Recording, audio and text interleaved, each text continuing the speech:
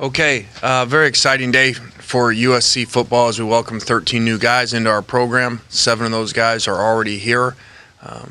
For obvious reasons, it's not an extremely large class, but I can't imagine that there's a better class of 13 guys of their top 13 in the country. These guys have come from all over the country, and as I kind of said to our staff, sometimes the best way I can describe this class is sometimes when you go big game fishing, you're not going to get a lot of them, but you get some really big prizes. And as you look at these guys, they're the cream of the crop from around the country and impact players. Today, I don't think there was a lot of energy around USC as far as because a lot of the commitments today were not for USC, but that's not what this is about. It's about the guys that you sign in the end. And so a majority of our guys have been committed to us for a long time. As I said, 7 of them are already enrolled here, and so you start taking guys like Sua Cravens, Kenny Bigelow, Max Brown, Ty Isaac, and Leon McQuay, all players in the top 27 players in the country, and you have those guys decide today and pick a USC hat. I think everybody would have a much different feeling. So fortunately for us, those guys did that a long time ago, and 4 of those 5 guys I just mentioned are already enrolled in here. Going to class at USC, getting ready for spring practice. Coach, earlier last year, you talked about depth. That was the big concern you had. Will these players be coming in to supply the depth right now, or do you expect someone to make an immediate impact and stuff? We think that these players can come in right away and help us, all of them, and probably a couple of them will start.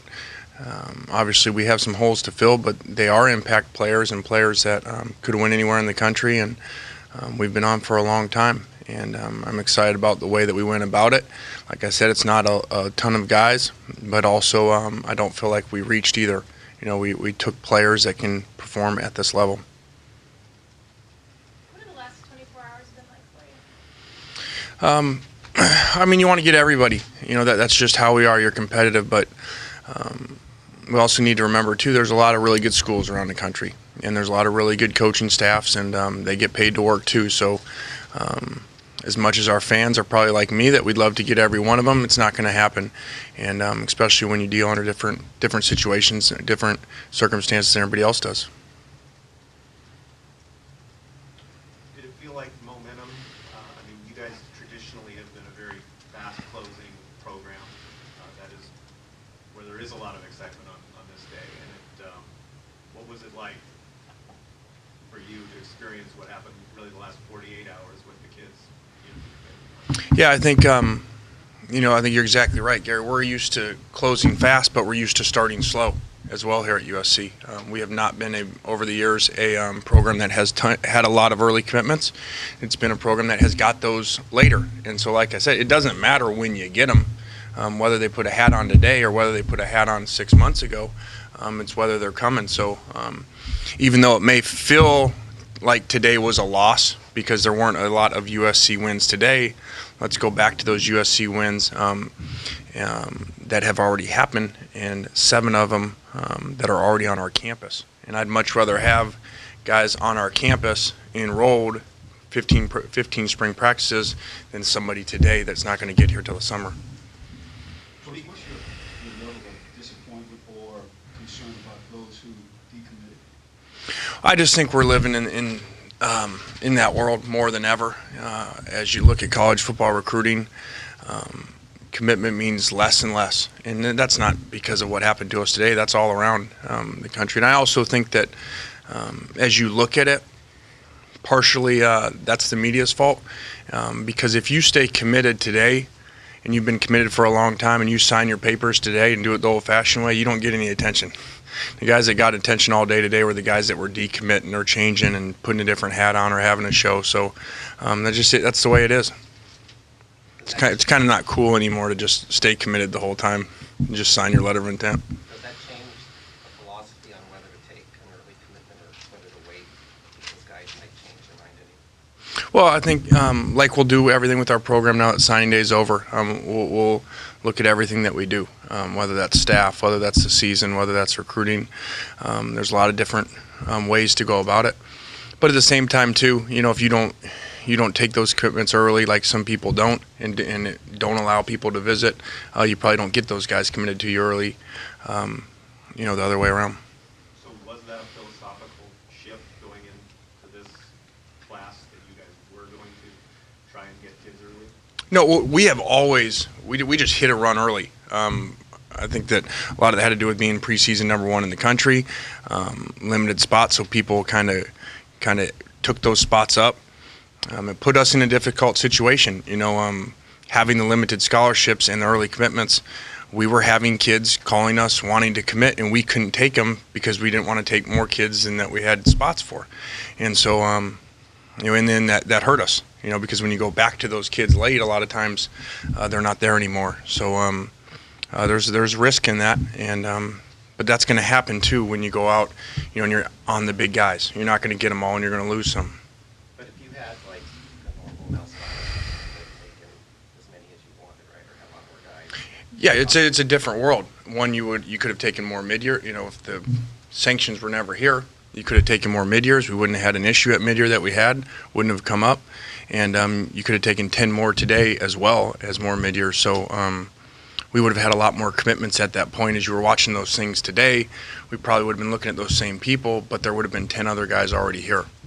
Given the rules being what they are with the initial counters, has it made it tougher for you to get backup plans in place for the guys that do decommit, knowing that you can't really, normal situation, you can go over a little bit and play around with the roster. In this case, it's very stringent as far as I'm concerned. Did that make it tough down the stretch when you had the decommitments yesterday to rally from that? Yeah, it's pretty much impossible, if that's going to happen at that point, unless you overcommit. If you only have 18 spots and then you're going to have to take 22 commitments or something like that and bank on losing some guys. If you're going to not overcommit the spots that you have, when you lose guys, it's going to be very hard to replace them. But at the same time, too, we look at it as the positive side of things of instead of going and reaching way down for somebody at the last minute that we don't feel could play at this elite level, we now have 5 more for next year, so now we can sign 20 guys next year. You were able to talk about it, obviously, while it was going on, but can you explain now what happened with Kylie Fitz, and how do you think that played into what happened over the last 48 hours? Well, first off, Kylie's situation, I didn't like it at all, what happened. We were put in a situation, I'm not going to get into all the details, that was very difficult, one that was extremely unexpected by our staff. We were 100% upfront with Kylie from the second of us knowing that, with him and his family. Unfortunately, in the process of also trying to reach out to his coach the day that we knew, with a number of attempts, including driving out there, he didn't want to talk about it. So we understand that. The family was very good as far as understanding the situation we were put in. He had already signed his financial aid agreement to come here, but unfortunately, there wasn't a spot for him. So he's a great kid. It's a great family, and now he's across town. So it's really another example of the situation that we're put in. We just got to try to maximize what we're in. With players coming so early, the way that they have you encountered, has it been tougher to deal with negative recruiting given that these guys are committed for 6, 8 months and other schools have USC to focus on? Yeah, no doubt. When you're the target early, you take everybody's shots. And so when you take early commitments like that, it's going to be difficult to hold them. So, that's the situation. But then also we didn't help. You go 7-6 and finish the way that we did. That's not going to help a whole lot of energy there when you're trying to hold national guys that everybody in the country is looking at. And obviously, when you have a season like we had, job security is going to come up. And so obviously that was a major issue with the season like we had. And so that makes it harder on national out-of-state kids because they're choosing to come for a coaching staff as well as university, obviously, but when there's questions about that, it's a lot harder for a kid from a long ways away or a family to say, okay, we're going to let our kid go there with the uncertainties. Was that a common thread that these families were telling you as some of these guys did decommit of the reasoning behind it? Sure, and that's just natural. When you have a bad season, no matter where you are, especially here, those are going to be the conversations. How did the changes in the coaching staff kind of affect recruiting there and some of the guys' decisions? I don't know. Probably too hard to tell. The impact there. So I'm not really sure how the coaching changes affected it. I just think it was a number of things of why that happened. But plus, it was just timing. Those other schools that were celebrating, some hats today, lost these kids months ago that are already here on our campus. So I look at it, I guess, as like, if you would have started this a year ago and said, these are the 13 guys you're going to get, including whatever, 6 in the top 27 players in the country, I would have said, where do I sign up? And I would think all of our fans would too. So at the end of the day, we won. It's just kind of maybe that feeling like you're up 35-0 at half and let them come all the way back, but still won. You kind of had two different ways it worked. The early entry kids, it looked like it worked perfect. I mean, you basically got more of them than you could have got.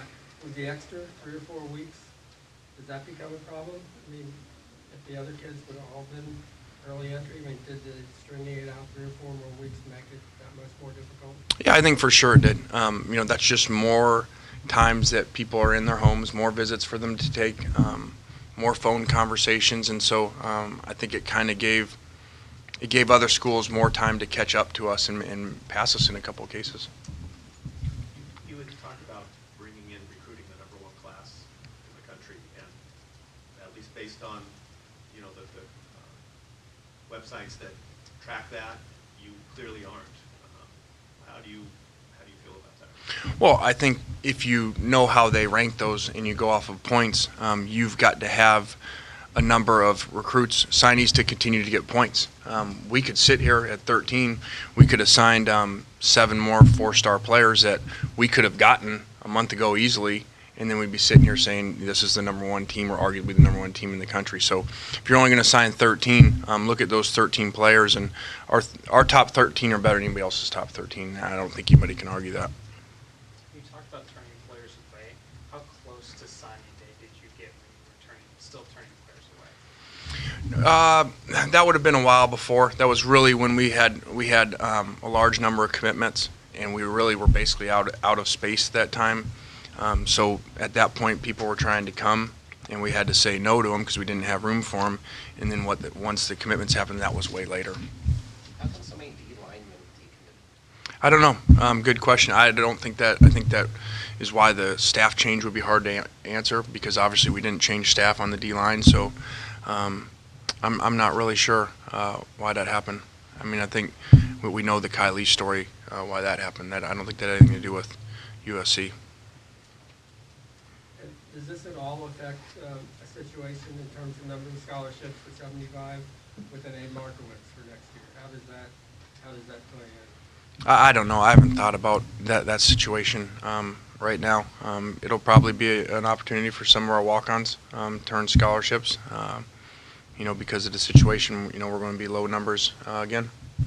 You kind of talked over the last couple of years about not having enough players, and yet today you're not going to sign the maximum you could have signed. Is that going to be problematic? And why didn't you guys go to 15 or 8? Well, it's what we talked about. We had that number early. And so you get to that point and you say, okay, here's the 18 commitments right here, and here's kids telling you they're coming and families telling you that they're coming. And so you have a choice to make at that point. Do you take other kids at that point? Well, what if nobody decommits? You don't have an answer except for that you're oversigned and you can do what some other schools do. We don't do that. So what do you do at that point? You believe that the kids are coming and you don't overcommit. And when you do that, it can be great because you get the top guys. And then if they decide to go otherwise like they did, you're in a tough situation unless you want to just kind of go way down the list and, go to guys just to take bodies. And we just made a decision that we'd rather have those 5 mid-year spots for next year and sign 20 next year. Realistically, with the guys that you signed, in the normal class, how many would you expect to walk in the next season and be able to play? I mean, usually it's not going to be more than perhaps you signed. Mm-hmm.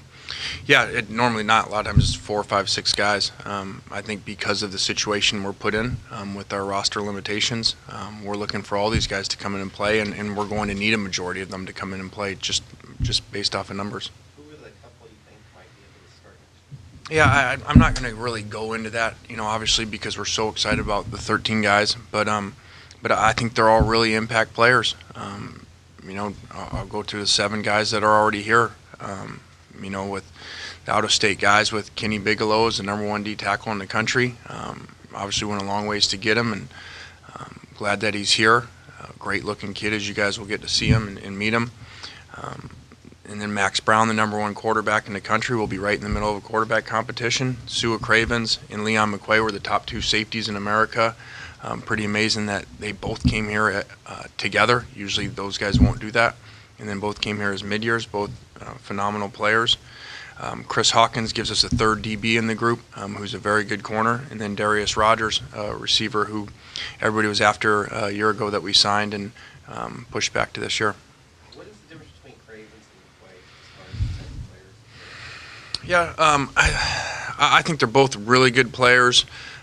We know a little bit more having Sua in camp here, but I think they're both have really good ball skills. They both can run extremely well. They both have great frames. I think they're as good as you see coming out of high school. Are some of the changes you're going to make on defense make it easier for freshmen to play to start, do you think? And will there be some things happening that the freshmen will have a better chance to? I don't know. We've had a number of impact freshmen play for us, including the freshman of the year in Leonard Williams last year. So I think we did a good job of that before. I am very excited about our new defense and our ability to be multiple in 3-4 and 4-3. And I think that's going to create more roles for some of these tweener guys, like some of the guys that we've signed in this class or some of the guys on our roster. Are you guys done, or is there a chance you could sign a player that doesn't sign today, that's still out there? There is a chance. There's a chance, yeah. Coach, because of the way you referred to a little while ago, the way the season ended, the disappointment there, across town, the success that they had there, do you anticipate these 2 schools fighting even more so now for recruits coming in the future?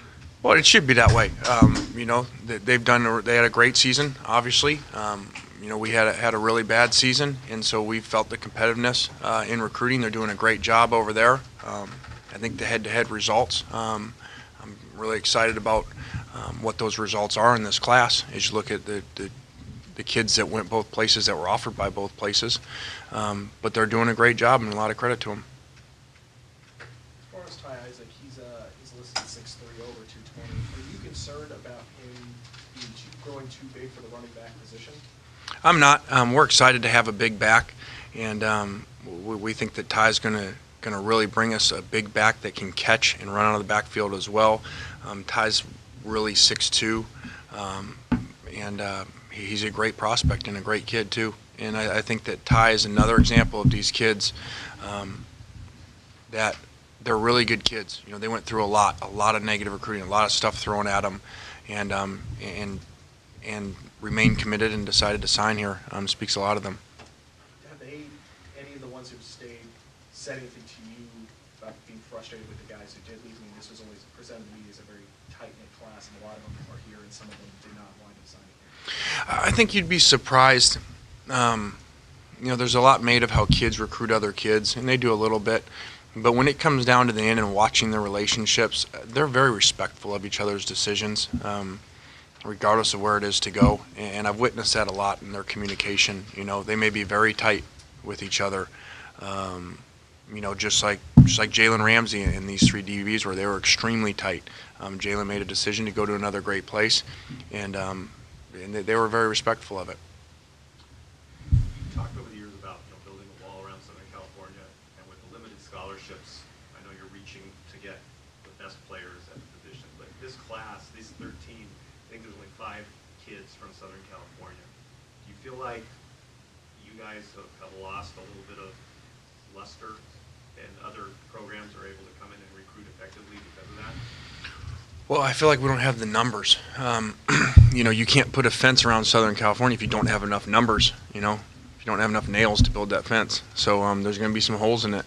And but at the same time, too, we don't want to not go out and sign premier players around the country.